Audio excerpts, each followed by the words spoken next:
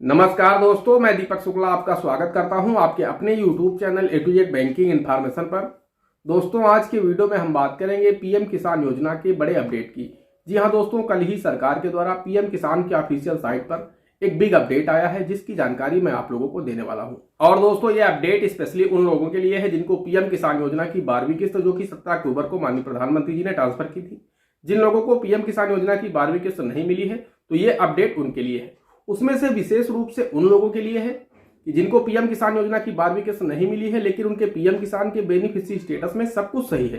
यानी उनके पीएम किसान के बेनिफिशियरी स्टेटस में कोई भी कमी नहीं है, लैंड सीडिंग यस है, ईकेवाईसी डन है, उनका पीएफएमएस भी रिस्पॉन्स कर रहा है, उसमें भी एस कैपिटल लिखा हुआ है, उसमें पीएफएमएस की रिस्पॉन्स डेट भी पड़ी हुई है, एलिजिबिलिटी भी यस है, लैंड सीडिंग भी यस है। उसके बावजूद भी जिन लोगों को पीएम किसान योजना की 12वीं किस्त नहीं मिली है, तो दोस्तों उनके लिए यह बड़ा अपडेट निकल करके सामने आया है, जिसकी जानकारी मैं आप लोगों को देने वाला हूं।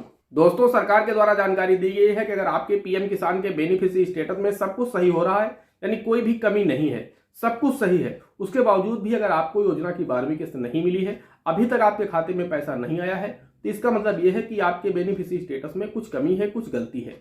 तो सरकार के द्वारा वह गलती भी बताई गई है कि किस गलती की वजह से अभी तक आपको योजना की 12वीं किस्त नहीं मिली है, और वीडियो में मैं आप लोगों को उसका सलूशन भी बताने वाला हूं कि किस तरह से क्या सलूशन आपको करना होगा, तब आपको योजना की 12वीं किस्त मिलेगी। दोस्तों, वीडियो में आगे बढ़े, आप लोगों को जानकारी दे कि आप लोगों को पीएम किसान योजना की 12वीं किस्त किस गलती की वजह से नहीं मिली है, उसका क्या सलूशन है, आप लोगों को 12वीं किस्त कब और कैसे मिलेगी, इस पर पूरी जानकारी दें। उससे पहले आप सभी लोगों से मेरी एक ही रिक्वेस्ट है, अगर अभी तक आपने हमारे चैनल को सब्सक्राइब नहीं किया है तो प्लीज सब्सक्राइब कर लीजिएगा, साथ ही साथ बेल आइकन अवश्य प्रेस कर लीजिएगा, ताकि इस तरह के हेल्पफुल वीडियो के नोटिफिकेशन आपको मिलते रहे।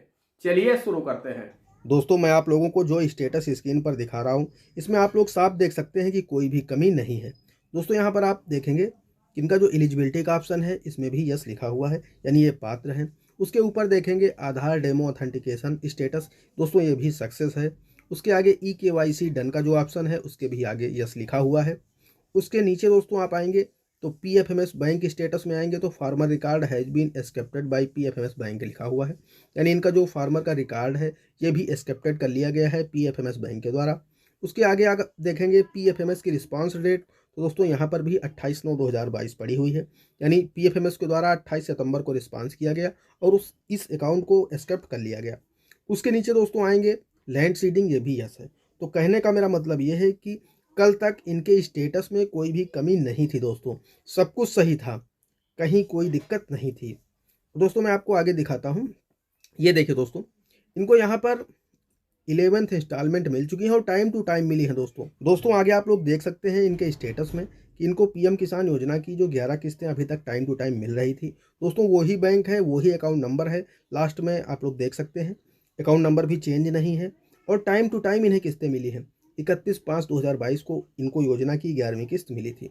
लेकिन दोस्तों, जो 12th इंस्टॉलमेंट का जो कॉलम है, इसमें आप लोग देख सकते हैं ये ब्लैंक पड़ा हुआ है, इसमें ना ही कोई बैंक दिखाई गई है, ना ही कोई डेट है, और ना ही इसमें कुछ लिखा हुआ है। तो मेरा कहने का सीधा सा मतलब ये है कि इनके स्टेटस में कोई भी कमी नहीं थी, और उसके बाद इनको योजना की जो 12वीं किस्त है वो नहीं मिली है। जिन किसानों को मिल चुकी है उनके स्टेटस में बैंक का नेम आ चुका है, उसके नीचे किस अकाउंट में गई है उसके भी लास्ट के 4 डिजिट दिखाए जाते हैं, किस डेट को दी गई है वो दिख जाता है, और यूटीआर नंबर के लास्ट 4 डिजिट भी दिख जाते हैं। इससे क्लियर हो जाता है कि किसान को योजना की जो किस्त मिली है वो किस बैंक में मिली है, उसका यूटीआर नंबर क्या है और किस डेट को मिली है।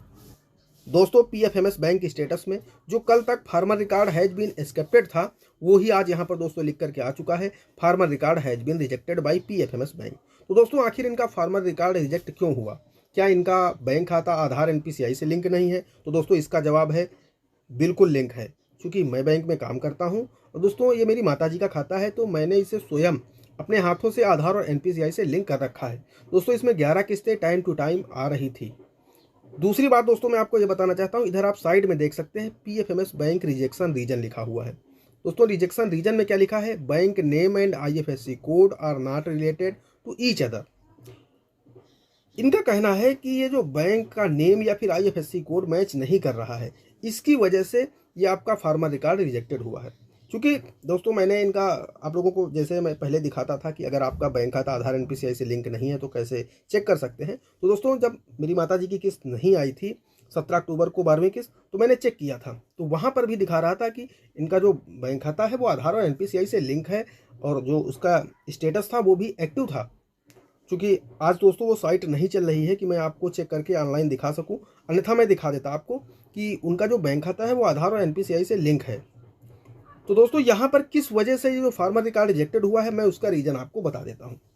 दोस्तों फार्मर रिकॉर्ड रिजेक्टेड होने का मतलब सीधा सीधा यह है कि जो पेमेंट मोड है ये अकाउंट बना हुआ है। दोस्तों बहुत सारे किसानों का जो पेमेंट मोड है ई-केवाईसी होने के बाद ऑटोमेटिकली आधार मोड में कन्वर्ट हो गया है, लेकिन बहुत सारे किसानों का अभी भी पेमेंट मोड अकाउंट बना हुआ है। दोस्तों ये पीएम किसान की साइट की कोई दिक्कत है जिसकी वजह से जब पीएफएमएस ने दोबारा से रिस्पांस किया तो आपके इस खाते को वो फैच नहीं कर पाया। तो दोस्तों इस वजह से आपका जो फार्मर रिकॉर्ड है वो रिजेक्टेड हो चुका है। तो दोस्तों इसका सीधा सा मतलब ये है कि अब सरकार कोई भी किस्त आप लोगों को अकाउंट मोड के माध्यम से नहीं देगी। आप लोगों को अब जो भी किस्तें मिलेंगी वो आधार मोड के माध्यम से ही मिलेंगी। अगर आपके भी पीएम किसान के बेनिफिशियरी स्टेटस में पेमेंट मोड अकाउंट है तो दोस्तों आपको भी प्रॉब्लम होने वाली है, आपको भी किस्त नहीं मिलेगी। दोस्तों आप लोग भी अपना स्टेटस चेक करके जरूर देख लीजिएगा कि अगर कल तक आपके पीएम किसान के बेनिफिशियरी स्टेटस में सब कुछ सही शो कर रहा था तो दोस्तों हो सकता है क्योंकि ये आज ही अपडेट आया है या कल शाम को आया हो, मैंने कल सुबह तो देखा था एक बार, तब तक तो सही दिखा रहा था सब कुछ, और आज मैंने जैसे ही देखा तो दोस्तों यहाँ पर ये रिजेक्टेड आ चुका है। तो मेरा कहने का मतलब ये है कि हो सकता है कि आपके भी स्टेटस में ये प्रॉब्लम आ गई हो। दोस्तों ये प्रॉब्लम एनपीसीआई से लिंक न होने की वजह से नहीं आई है, मैं बार बार आपसे कह रहा हूँ। ये प्रॉब्लम सिर्फ और सिर्फ पेमेंट मोड चेंज न होने की वजह से आई है। तो दोस्तों अब पेमेंट मोड चेंज कैसे होगा वो मैं आपको बता देता हूँ। दोस्तों इसके लिए आपको क्या करना है कि अब चूंकि इस बैंक ने जैसे पीएफएमएस ने रिस्पांस किया तो आपके इस बैंक खाते को फैच नहीं कर पाया, यानी नहीं एक्सेप्ट कर पाया, इस वजह से इसने रिजेक्ट कर दिया है। अदरवाइज अगर ये ले लेता तो यहाँ पर जो पेमेंट मोड है वो आधार हो जाता। तो दोस्तों इसके लिए आपको क्या करना है, या तो आप किसी भी बैंक में आप अपना नया सेविंग अकाउंट ओपन करवा लीजिए, और जैसे ही आप सेविंग अकाउंट ओपन करवाइए तो उसमें आप अपना डीबीटी इनेबल करवा दीजिए। क्योंकि दोस्तों जब नया खाता खुलता है तो बैंक आपसे पूछता है कि आप अपने इस खाते में डीबीटी इनेबल करेंगे या नहीं करेंगे, या फिर अगर वो आपसे नहीं पूछता है तब भी आपको उनसे बोल देना है कि हमारे इस बैंक खाते को डीबीटी से इनेबल कर दीजिए। या फिर दोस्तों अगर आप कोई ऑनलाइन अकाउंट ओपन करते हैं, चाहे वो एसबीआई का हो, पीएनबी का हो, मेरे इसी चैनल पर आपको कई सारे वीडियो मिल जाएंगे जिस पर मैंने आप लोगों को ऑनलाइन दिखाया है कि किस तरह से आप लोग घर बैठे आप बहुत सारी बैंकों के अकाउंट ओपन कर सकते हैं। दोस्तों जैसे ही आप अकाउंट ओपन करते हैं तो वहाँ पर डीबीटी का ऑप्शन आता है, तो वहाँ पर आपको इनेबल कर देना है। दोस्तों जैसे ही आप डीबीटी को इनेबल कर देंगे दोस्तों आपका जो ये पेमेंट मोड है ये ऑटोमेटिकली चेंज हो जाएगा और यहाँ पर आधार मोड हो जाएगा।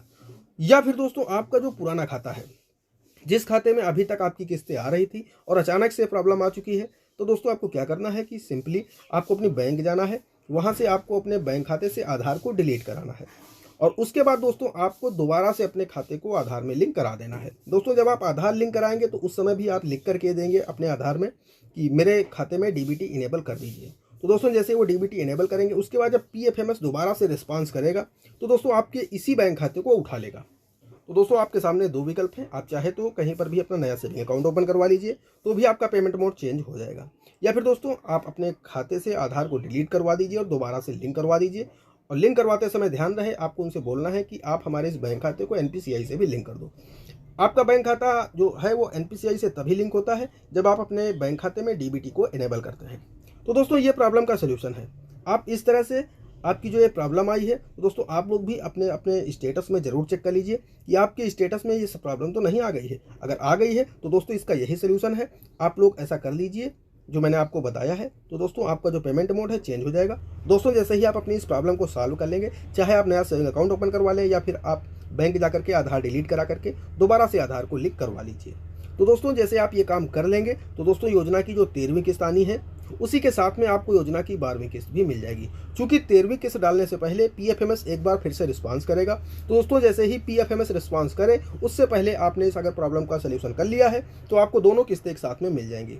वही दोस्तों अगर आपने इसका सलूशन नहीं किया तो दोस्तों आपकी 12वीं किस्त भी रुकी हुई है और 13वीं किस्त भी आपकी रुक जाएगी। तो दोस्तों इसलिए इस काम को आप जितनी जल्दी हो सके कर लीजिए ताकि आपको एक साथ में 2000 रुपये की जो 12वीं किस्त है आपकी रुकी हुई वो भी मिल जाएगी और 13वीं किस्त भी आपको टाइम पर मिल जाएगी। दोस्तों आशा करते हैं आप लोगों को जानकारी पसंद आई होगी। अगर जानकारी पसंद आई हो तो वीडियो को एक लाइक कर दीजिए, साथ ही साथ चैनल पर नए हैं, चैनल पर पहली बार आए हैं तो चैनल को सब्सक्राइब अवश्य कर दीजिएगा। दोस्तों आज की वीडियो में इतना ही, मिलते हैं अगले वीडियो में किसी अगले इंटरेस्टिंग टॉपिक के साथ। तब तक के लिए जय हिंद, जय भारत।